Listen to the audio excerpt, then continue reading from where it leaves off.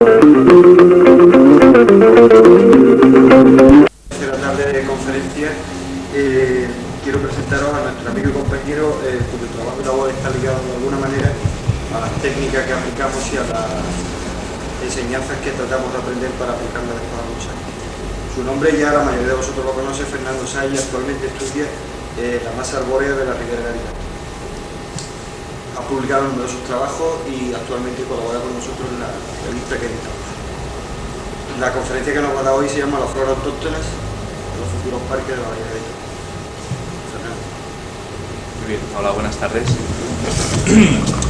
Yo soy profesor aquí en la Bahía, en San Fernando, y además soy botánico. Pero dentro de la botánica, pues últimamente me he estado especializando en lo que se llama la flora ornamental, ¿no? Lo que son las plantas y árboles, arbustos, flores de los jardines, ¿no? Y bueno, pues con motivo de esta decisión, que más que decisión es una vocación, ¿no? Pues he tenido que visitar muchos de los parques de la Bahía, ¿no? Y recorrerlos en todas las épocas del año y bueno, pues hacer un trabajo pues bastante exhaustivo de ellos. Y bueno, yo he visto que estos jardines, que en principio pues cuando se diseñaron y se plantearon pues tuvieron una época con un esplendor bastante grande, ¿no? Pues están sufriendo un deterioro, yo diría que importante, ¿no? Y bueno, si en Cádiz esto no se nota mucho, en otras partes de España esto es evidente, ¿no? Cada vez que hay una sequía, pues lógicamente las personas están antes que las plantas y muchos parques históricos, incluso importantes de nuestro país, se están degradando pues de una manera muy importante. Entonces, bueno, pues yo reflexionando sobre estos temas, ¿no? Sobre el futuro de los espacios públicos, ¿no? De las ciudades, pues llevo ya unos cuantos años reflexionando sobre el tema e intentando buscar soluciones. Y yo creo que lo primero que se debe analizar es un poco qué fundamento tienen estos espacios públicos en las ciudades, ¿no? Las áreas, llamemos, abiertas, porque parece que los arquitectos últimamente han optado por reducir lo que es el costo de la mano de obra de los jardines, han optado por reducir los jardines y nos han llenado las ciudades de lo que se llaman las plazas de hormigón, ¿no? Plazas, pues seguramente con un criterio estilístico y artístico muy importante, ¿no? Pero que realmente yo creo que no satisfacen del todo las necesidades de los ciudadanos. Yo cuando pienso qué necesidades pueden buscar los ciudadanos en un espacio público, pues puede haber muchas, ¿no? Pero fundamentalmente yo veo tres. Yo veo que los ciudadanos pueden necesitar perspectiva, espacios abiertos, un poco de no tener la calle de enfrente y el agobio que supone la ciudad. Puedo pensar también que necesiten áreas de recreo y esparcimiento y puedo pensar, y pienso de hecho, que necesitan contacto con la naturaleza, ¿no? Yo creo que estas son las tres necesidades básicas cuando se plantea el planteamiento urbanístico de una ciudad, pues que pueden requerir los ciudadanos en un espacio público. Yo creo que las tres son muy importantes, pero si nosotros tenemos que reducir costos y esfuerzos en lo que son de alguna manera para favorecer que cada vez haya más y que sean de mejor calidad y que cumplan con su cometido, yo creo que debemos pensar en cuáles de estos aspectos podemos reducir de alguna manera para favorecer, pues eso, vuelvo a repetir, que haya más espacios públicos y que cumplan con su cometido. Yo creo que hay un ejemplo que no es de Cádiz, que es se me ocurrió el otro día y que creo que puede ilustrar bastante esto, ¿no? En Madrid hay una zona de rascacielos denominada como Azca. Es bastante famosa porque están allí los principales edificios de oficinas y esta zona, en un principio, pues lo que es el espacio interior fue diseñado por un arquitecto bastante importante y se planteó como un espacio totalmente sin vida. Posteriormente se han puesto plantas, pero en principio se planteó como un espacio abierto, arquitectónico, unas formas preciosas, unas estatuas magníficas, pero sin plantas. Y curiosamente al lado, esto está en la zona donde está el estadio del Bernabéu, curiosamente al lado hay un parque como los que eran antiguamente, que simplemente es tierra y árboles. Nada que ver con el estilo, nada que ver con con tendencias arquitectónicas. Bueno, pues lo curioso es que el maravilloso Parque de Azca está siempre vacío y el que está inmediatamente al lado, con los árboles, está siempre lleno. Bueno, rebosa vitalidad, aquello es impresionante verlo, ¿no? En cualquier época del año. Esto, pues yo creo que nos aclara un poco que, desde luego, lo que no podemos olvidar nunca en un espacio público es el contacto con la naturaleza, ¿no? Yo creo que podemos prescindir de muchas cosas, pero nunca de buscar en estos espacios el contacto con la naturaleza. Creo que es esencial, ¿no? También lo estoy llevando un poco a mi terreno, claro. Bueno, pues la reducción del costo entonces en los parques no puede ser nunca a costa de reducir los jardines. Como yo creo que, por ejemplo, se está haciendo y se viene haciendo mucho. Yo creo que otro ejemplo es la Plaza del Ingeniero Juan de la Cierva, donde prácticamente han reducido lo que es el espacio ajardinado a unas jardineras mínimas, y que no sé yo si esa plaza va a tener las características necesarias. Bien, pues entonces, puesto que no podemos reducir los jardines, lo que está claro es que tenemos que hacer jardines que supongan un gasto menor para la ciudad, de mano de obra y sobre todo de agua, de mantenimiento y de agua. Bueno, pues si queremos hacer jardines, primero tenemos que saber qué tenemos que conseguir con un jardín para ver dónde podemos reducir esto. Yo tengo aquí dos definiciones de jardín separadas por un lapso de tiempo bastante grande. Una del siglo I, de Plinio, que dice: lugar de calma y tranquilidad donde refugiarse de las presiones de la vida urbana. Esto puede ser una definición o un lema para a la hora de construir este espacio público, ¿no? Y luego hay otra de Thomas Church, o Church, o como se pronuncie, que es un paisajista norteamericano de este siglo muy famoso, con grandes jardines, diseños muy modernos y muy vanguardistas, que añade que, en su opinión, la función primaria del jardín es que sea un lugar donde el hombre pueda recuperar su afinidad con la tierra, que es lo que produce la calma y tranquilidad deseadas. O sea que lo que tenemos que buscar en un buen jardín es la afinidad del hombre con la tierra, el que una persona se sienta atada a la naturaleza, ¿no? Siempre que consigamos esto, habremos conseguido el cometido que se debe plantear a la hora de crear un espacio público. Bien, pues ya tenemos una idea fundamental con la que jugar para ver dónde podemos reducir, y vamos a ver un poco la tradición hasta ahora, cómo ha sido en los jardines europeos fundamentalmente, porque son los que nos afectan a nosotros.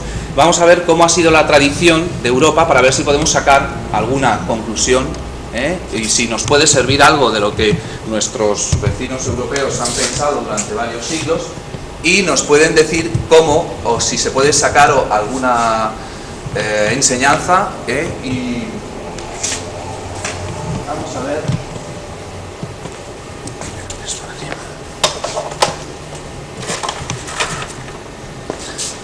Creo que bien.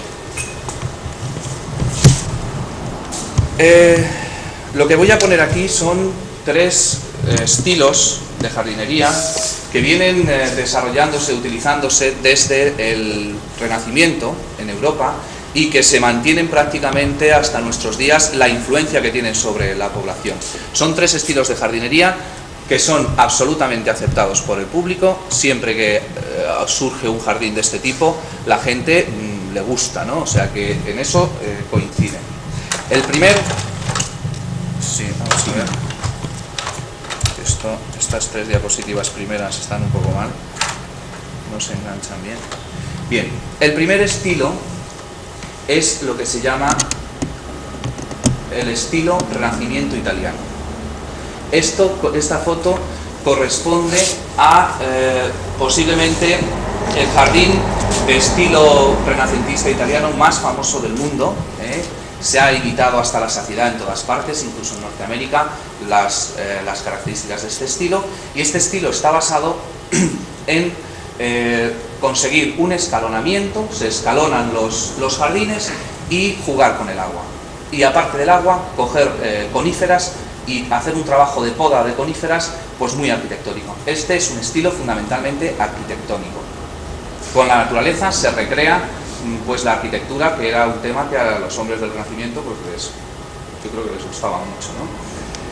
El agua aquí es fundamental. Los juegos de agua en este jardín son impresionantes. Incluso en este jardín hay un órgano hecho donde suena una composición con salidas de agua por distintos canales y tubos. Este jardín se llama el Jardín de Villa d'Este, está en Tivoli, al lado de Roma, y era una villa de recreo de los papas desde el Renacimiento. Efectivamente, a ver si... Efectivamente, bueno, aquí hay una fuente, todo se va enmascarando con la vegetación, pero subyace una arquitectura, un fondo detrás, que es lo que condiciona este tipo de jardines. Este es el órgano del que estaba hablando antes, las salidas de agua, con un teclado va saliendo el agua por unos distintos sitios, en fin, es un jardín que también tiene una parte grande de intelectual, ¿no? de ingenio. Bueno, pues estos jardines evidentemente poco se puede hacer hoy en día, en los jardines gaditanos por lo menos, porque como se pueden imaginar, el gasto de infraestructura que tienen es impresionante. O sea, hacer un jardín de estos, que por supuesto son una maravilla, es un espectáculo andar por esos jardines, es desde luego las necesidades que uno tenga de un jardín las aportan con creces. Uno allí se siente oyendo el agua por todas partes, cascadas, fíjense cómo cae, con qué fuerza cae el agua desde allí.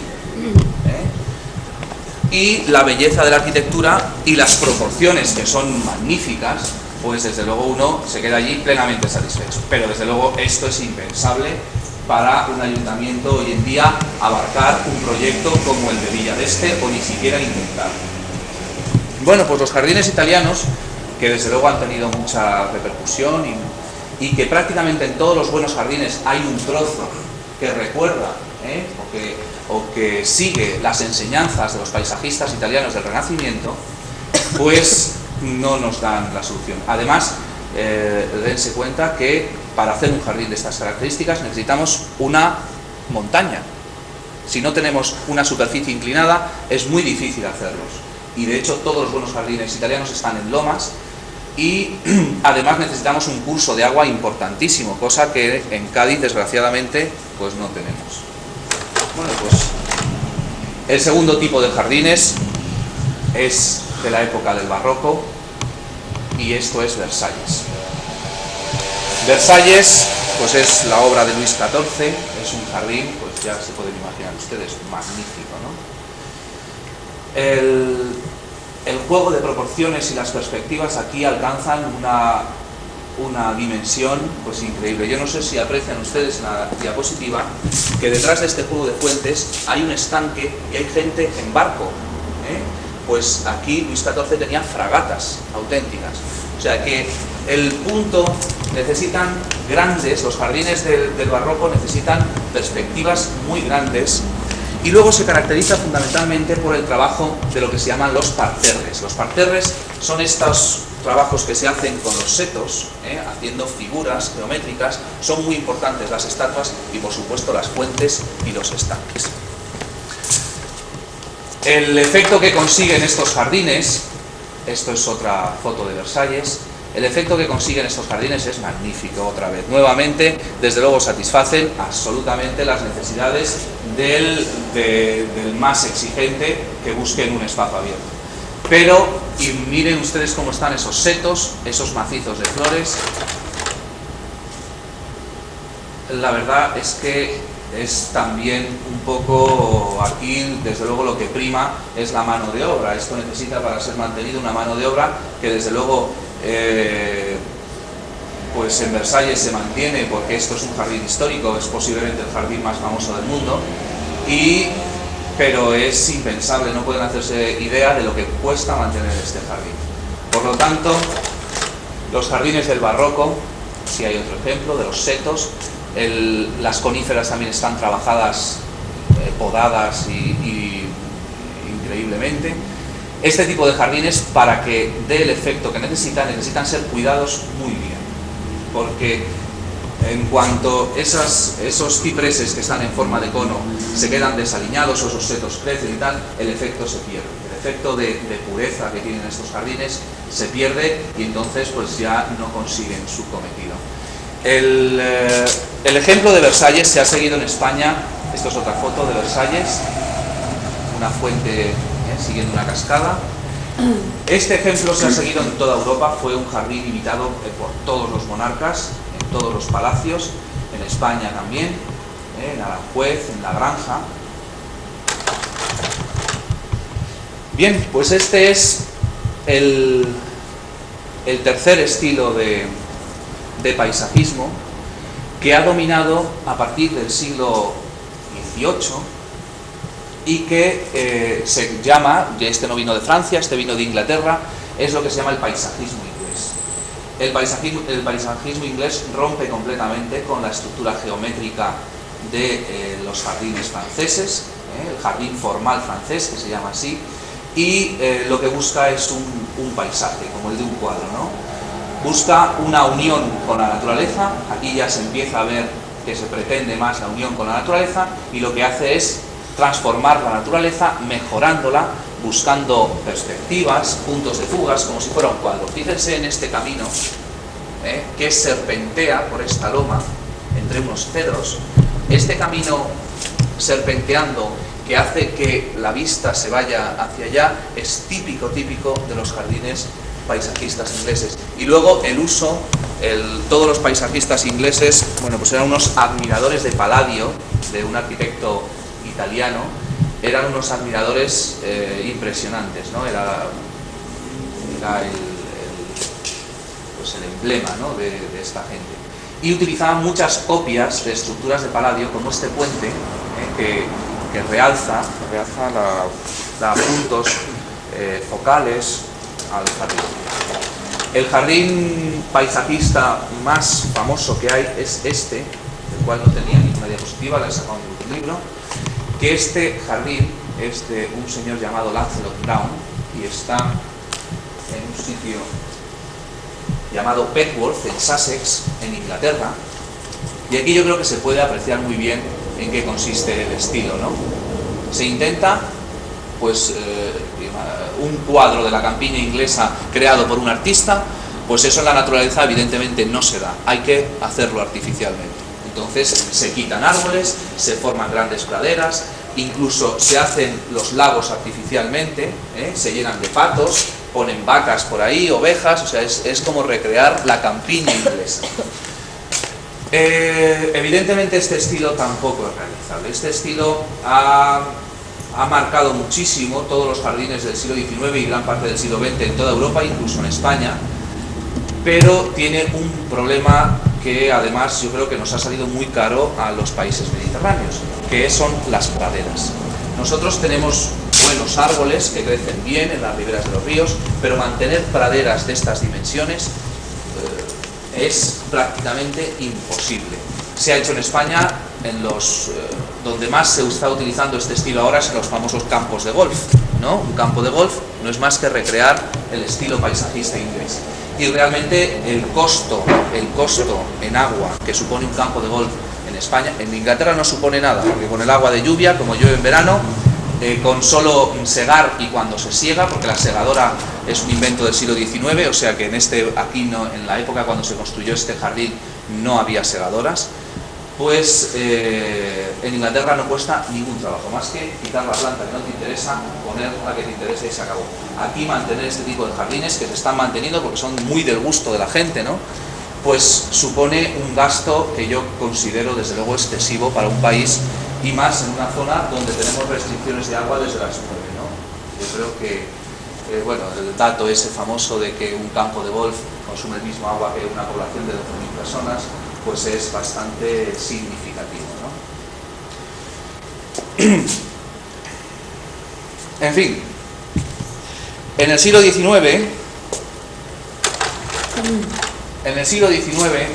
los jardines que se hicieron fueron un batiburrillo de todos los estilos anteriores y bueno, estas diapositivas son de un jardín japonés.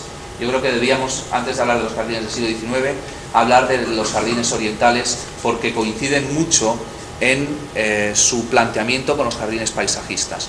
La unión con la naturaleza es evidente, lo que se intenta es extraer la esencia de la naturaleza, las zonas de la naturaleza que más te gustan son las que pones en los jardines, las recreas y pues este jardín, que es el jardín de estilo japonés más bonito que he visto nunca, está curiosamente en Santo Domingo, República Dominicana.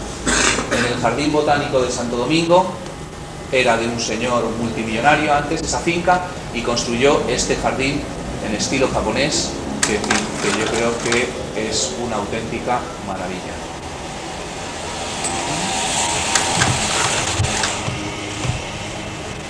Los señores amantes de los bonsáis verán, supongo, en los árboles trabajos que se hacen también en los árboles en miniatura, ¿no? En fin, aquí se cuidan todos los detalles, pero fíjense que las praderas son importantísimas también. Tenemos el mismo problema. Este jardín requiere todavía más mano de obra que un jardín paisajista inglés normal y además requiere una cantidad de agua que desde luego no disponemos de ella. Bien. En nuestro país, estos ya son jardines españoles, se han imitado todos los estilos. Ya les he dicho que en el siglo XIX se forman estos jardines que son mezcla de todos. Aparece también lo que se llama el jardín de flores, los macizos de flores, las rosaledas, es la única aportación del XIX. Y luego esos tres estilos se han mantenido en el siglo XX porque en la cuestión de jardines pues la gente ha sido muy tradicional y ha preferido copiar, mantener, hacer una mezcla, coger una parte del jardín y hacerlo de tipo paisajista, otro un poquito un parterre formal de tipo francés, una zona más escalonada. O sea, lo que se ha hecho es acoger de esos tres estilos y hacer los jardines españoles. Esto es el Parque del Oeste en Madrid y es un jardín hecho después de los años 50 y es un jardín que desde luego tiene una evidente relación con el paisajismo inglés. Este es el mismo parque. Esto es Aranjuez. Aranjuez intenta imitar a Versalles. Posteriormente la diapositiva es muy mala. Posteriormente se han incluido muchas otras alteraciones de distintos estilos, pero en su esencia Aranjuez es una réplica de Versalles. El trabajo con setos es considerable y bueno, pues hay también praderas. Bueno, y esto es ya la Alhambra. Aquí cambia, ya no vemos ese estilo paisajista inglés, tampoco vemos el estilo esto más bien yo creo que lo que recuerda, si algo recuerda, son a los jardines del Renacimiento, por el tipo de juegos de agua, etcétera, etcétera, y sobre todo yo personalmente creo que a lo que más recuerda es a una huerta. Yo creo que los jardines árabes españoles o de origen árabe español, que tampoco creo mucho en ellos porque creo que están muy alterados con posterioridad en el Renacimiento y después, imitan un poco lo que sería una huerta con albercas, aunque meten otras cosas de otros tipos de jardines, setos, típica terraza, un jardín árabe español, pero recuerda mucho a una huerta de frutales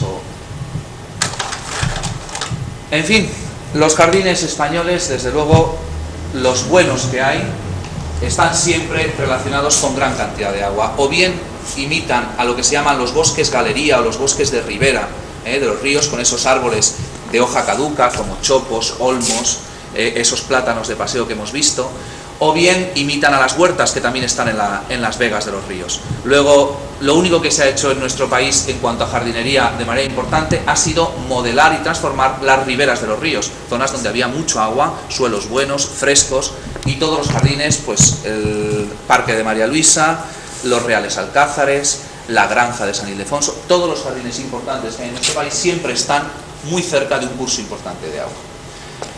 Con lo cual, la tradición de la jardinería española pues tampoco nos sirve en Cádiz, porque nosotros tenemos el problema del agua.